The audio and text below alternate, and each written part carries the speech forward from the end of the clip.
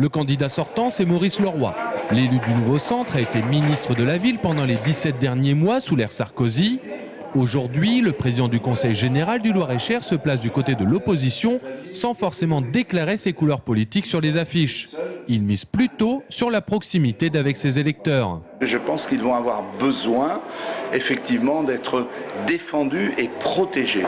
Donc c'est le sens de ma campagne législative. Je suis soutenu par l'UMP, évidemment par le nouveau centre dont je suis membre, y compris le Parti radical, la gauche moderne de Jean-Marie Bockel. Vous savez, les gens, j'étais ministre de Nicolas Sarkozy, j'ai pas besoin de mettre les marques de fabrique avec tous les tampons partout sur les affiches et les circulaires électorales. Un candidat qui en revanche affiche les couleurs d'un parti auquel il vient de se rallier, c'est Jean-Yves Narquin. Il y a 5 ans, le maire de Villedieu-le-Château avait réalisé près de 19% au premier tour des législatives sous l'étiquette d'hiver droite et considérait s'être fait voler l'investiture UMP par Maurice Leroy. Le frère de Roselyne Bachelot a cette fois répondu à la stratégie du Front National et de Marine Le Pen, qui compte bien réaliser une OPA sur la droite française. J'ai maintenant le soutien du Front National, il y a certainement des additions qu'il ne faut pas faire. Mais le potentiel de la droite est incontestablement entre 25 et 30%.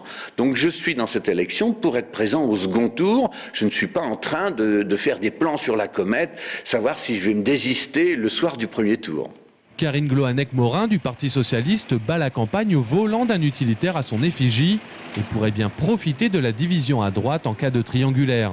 L'adjointe au maire de Saint-Agile compte en outre sur l'élan de la présidentielle pour donner une nette majorité au nouveau président de la République. La volonté de dire on veut une politique différente, on veut des gens qui fassent de la politique différemment. Et moi je pense que j'apporte ce changement parce que je n'ai pas toujours été en politique. J'ai eu ma vie de famille, j'ai eu une vie aussi professionnelle qui m'a permis d'acquérir vraiment le regard sur le quotidien en permanence avant d'être sur un regard uniquement politique. Il y a 5 ans, Maurice Leroy l'avait largement emporté au deuxième tour avec plus de 58%. Mais comme Jean-Yves Narquin, s'il le peut, se ferait un plaisir de lui barrer la route, alors tous les espoirs à gauche sont permis. Faut la conduire, bien sûr.